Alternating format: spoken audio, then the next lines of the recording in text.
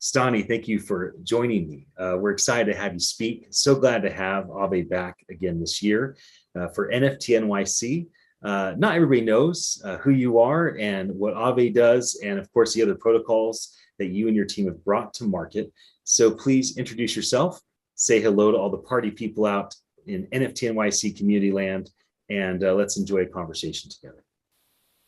Thanks, Ian, and hello all the party people. So my name is Stani, and I'm the founder and CEO of the Aave, the basically team that built Aave protocol. So Aave protocol is one of the leading decentralized finance protocols deployed in 7 different networks, including Ethereum, Polygon, Avalanche, Optimism, and those so-called layer 2s. And essentially, it's a way of supplying cryptographic assets and earning interest and using them as a collateral and drawing liquidity, such as stable coins, to finance different kinds of goals. For example, buying NFTs, or it might be converting to real dollars and paying your tuition or mortgage or whatever that goal might be. And Aave, the team, we are Web3 builders, so we don't only build decentralized finance, but we build any innovation that we want to decentralize and give it to the community ownership. So the Aave protocol itself is governed by the DAO, so decentralized organization. So our team can't change different parameters that the DAO might have, or decide on how the protocol will be continued to be built in the future. It's all decided by the community. And recently we built the Lens protocol, which is a decentralized social graph, meaning that you can create a on-chain profile the same way as you can do it in different social media applications. But the difference is that that profile exists on chain and it's tokenized as NFT. So you can actually move it around and from one wallet to another one. And of course, you can follow other profiles on Lens protocol, and those follow relationships are also tokenized as NFTs in terms of follow NFTs. And the follow NFTs always reflect the latest content you post, and all the content can be actually collected as immutable collectibles and as NFTs. And essentially, what Lens protocol is a way of allowing developers to build next generation social media applications. And for the users, it means that if one application goes down, there is another application you can use, and you can build very quickly social media applications because you're not focusing on the platform effect, you're focusing on building new experiences and new ways of interacting with the content. That's what we are doing. Well, it's amazing all that you and your team have accomplished at Aave and now Lens protocol, and different protocols that you've been a part of guiding, and the way that you've invited developers in, right? I have the screen shared. This is the main company, Aave, but this is your GitHub, right? And so there's all this interaction with developers. I pulled up my screen and wanted to come down to this part of the Lens website to ask you a question. There's a lot of talk around the end consumer, custodial versus non-custodial. There's a lot of talk in the media, custodial, and Twitter and Discord channels, like a lot of chitter chatter. Can you give us your perspective from an executive perspective, and also for developers? How are you and your peers, and how are the developers that are building out these technologies, these protocols, how are all of you discussing whether things should be custodial for a time or indefinitely or always non-custodial? And how are you balancing this with developments in place and those that you're still working on? I think I think custody should be a choice, and non-custodial interaction should be a right, in the sense that you should be able always to access the Web3 protocols, whether it's decentralized finance or Web3 social, or let's say NFT marketplace. You should be always have the accessibility to access directly in a non-custodial fashion. And that pretty much creates the impact because everyone has the same equal opportunity to access. And then I think custodial aspect comes when you want to actually maybe have additional value in terms of like what kind of services you are interacting with when you are interacting with Web3 protocols, but also maybe you want additional security. So you might want to store some of the funds in custodial way and some of the funds non-custodial. It really depends on your user profile. I personally believe that everyone should have the accessibility, but then it should be your choice how you want to store your assets or interact with Web3.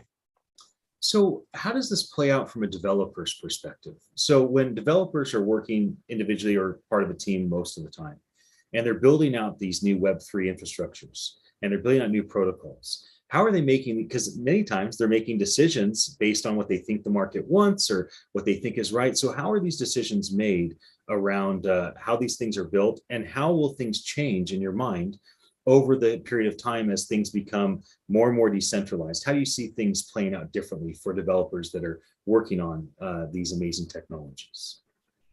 In many cases, we actually look into the community and kind of like try to have a discussion in terms of like what is important for a particular product or particular protocol in terms of features, or maybe what is the next important thing to solve.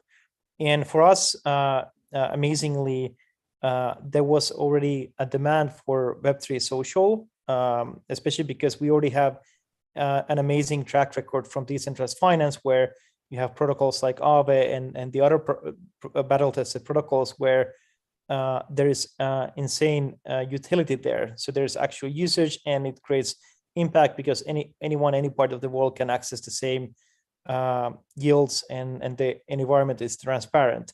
So we have been reading also the narrative where the decentralization can happen next and what kind of areas it could affect. And Web3 social was one of them.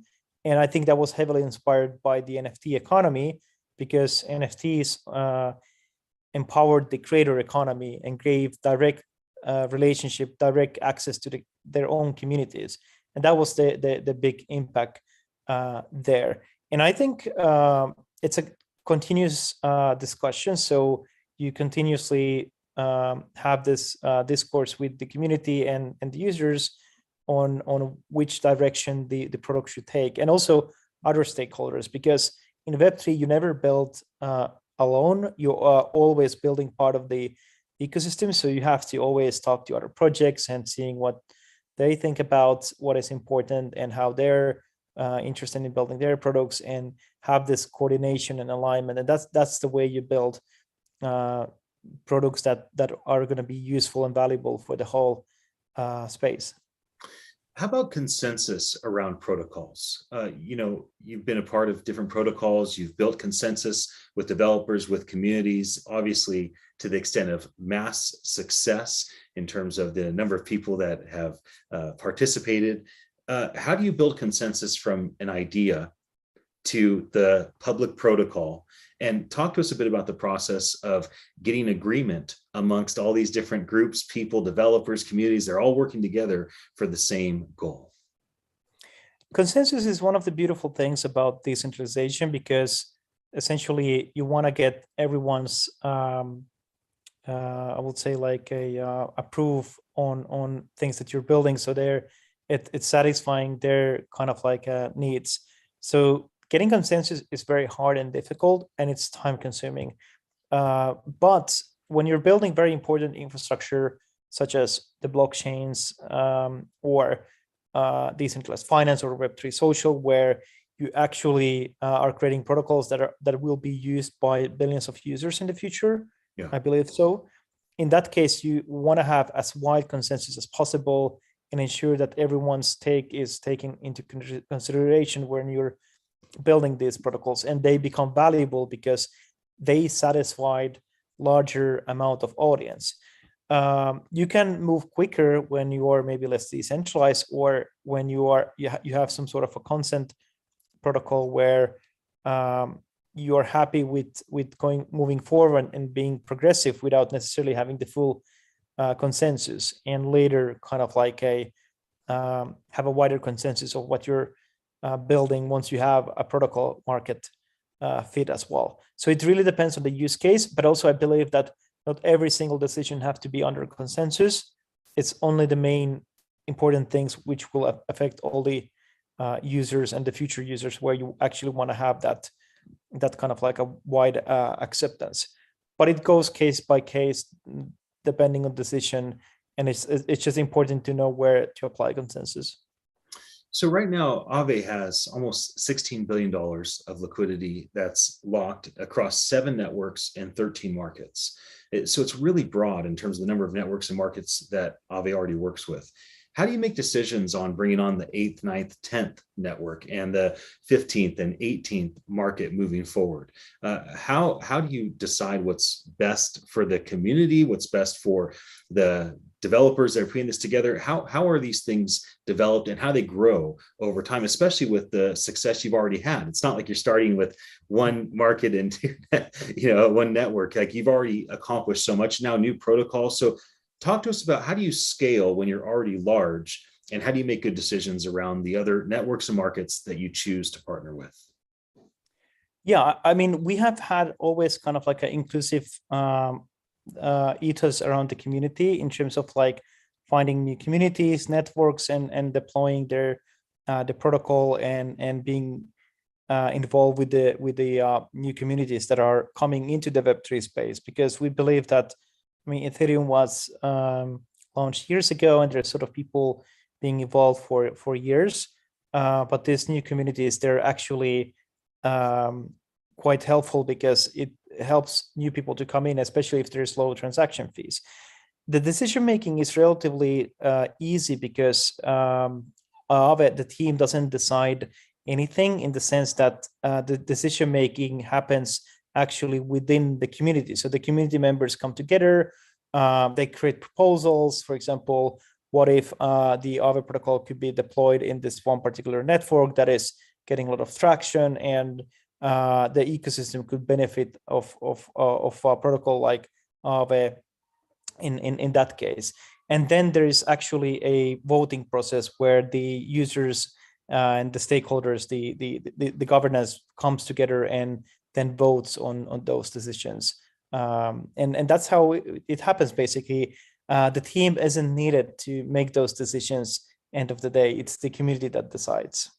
Well, that's what's so powerful about all this, is this being put into action, this decentralization. I'm going to share my screen again, and I want to give you a chance to talk about some of the apps that are currently in place with Lens. Of course, it's a new protocol, and lots of new developments just 2 weeks ago, right? And constantly. But talk about the partners that kind of jump into the garden, as you put it, right? The garden is growing. Talk about the partners that make this possible and build applications in partnership with Lens. Yeah, for example, I mean, one of the like many of these partners, or let's say projects, they have come into existence through a hackathon. So we had a hackathon, LF Grow, a couple of months ago, when Lens protocol was on testnet, and basically it was a 2-week hackathon, and during those 2 weeks, one of the projects was called Lenster, and it's essentially a community built front end for the Lens protocol, meaning that in 2 weeks they were able to build a user interface accessing the protocol, posting and essentially reading the content. And Iris is another one, and Favor and Sepana is actually a search engine built on top of the Lens protocol. And there's every day almost a new applications. There's one builder within the Lens community, Miguel, who almost builds one application a day, and today he built a new application where you can reflect your posts, Lens protocol posts in Twitter. So if you have still friends in the good old crypto Twitter, you can actually, they will see your content when you're posting on Lens protocol from the front ends like Lenster. So essentially, the community is super excited to build new things, and I think we're going to see some exciting ways of interacting with content, and something will be built that we haven't seen before, and I'm super excited about that. So how about funding? How does funding play into all this? Do all these developers come to a hackathon, they fund themselves, they bootstrap, maybe they get outside funding? Is there any sort of infrastructure by which people have leaned on to get to this point, or that they intend to have kind of support through grants, things of that nature? Talk about the infrastructure by which there can be support for these different applications to be launched with Lens. Definitely. So essentially, in hackathons, there's usually bounties and prizes, but also for example, the Lens protocol has a grants program, which any of the projects they can actually apply before they build, or during, or even after, retroactively. And we're big believers in retroactive funding. And also, even the Aave protocol has its own way of managing grants with another DAO, which is the Aave Grants DAO, that has received funding from the main DAO, and they basically review different kinds of projects built on top of the Lens protocol, and essentially you can get a grant there. And of course, the Aave team, both with the Aave protocol and also with the Lens protocol, we participate quite a lot in ETH global hackathons, and there's always opportunities to build something new. And yeah, it's pretty much how we see. But some of these projects actually become new businesses as well, and they will receive funding from venture capital. So there's different ways to go about it. And we're happy if you are building on top of Lens protocol or on top of the Aave protocol, feel free to reach us out. Well, I could keep asking questions. I'm very intrigued by your answers, and a lot of this is new ground for me. I haven't been able to be a part of some of the fun things that you and your community have done. I want to ask you this as we wrap up. So the social graph protocol and the future of Web3 social, I would see that as both evolutionary and revolutionary. My question for you, do you see this as more of an evolution, whether it's through survival of the fittest and the best, and it's natural and organic, or would you consider this to be more of a revolution where people are uprising and taking hold and forcing their will for what they want social to be in the future? So your personal opinion, subjectively, more evolution or more revolution? That's such a wonderful question to wrap it up. I think it's a bit of both, because Web3 is all about innovation and creating opportunities. And when we have this kind of like a composable, programmable environment, and it's open, based on open source technology, anyone can come and build, you see a lot of innovation, and the evolution happens, and it's very fast, and it feels like a revolution. But also there's a lot of spirit in Web3, meaning that we are here for a reason. We are here for innovation and to build cool things, but we are also here because we believe that we should own if we own our keys, we own our crypto, we should also own our profiles and our relationships with our audience and followers, and should be able to carry those anywhere we go. And they shouldn't be locked in a particular platform. The same way also, we should have accessibility to decentralized finance protocols like Aave, but also have the accessibility to distribute content through Lens protocol. So I think there is a bit of both. And I think because the social media companies have grown so big without actually giving benefits to the users, and the users are the kind of like a product, I think they have grown so big that it actually is becoming a more of a revolution, where we want to take the ownership back to the users and give the protocols also for the user ownership. So I think that's kind of like a mixture. But there's still a long way to go, because the whole space, Web3 social, there's so much to build, and even decentralized finance, there's so many things to build still. Well, I'm so glad that you jumped on with me, and I look forward to hearing what you have to share with all of our audience at NFT.NYC this year. It'll be so great to gather with all of our peers and our friends, people that we've been working with on projects, building communities, building technology. For anybody that's watching this conversation, thank you for your attention, and we look forward to seeing you in Times Square very, very soon. My friend, thanks for jumping in and letting our community know a bit about what you think, your insights, your perspectives on everything. I look forward to seeing you soon.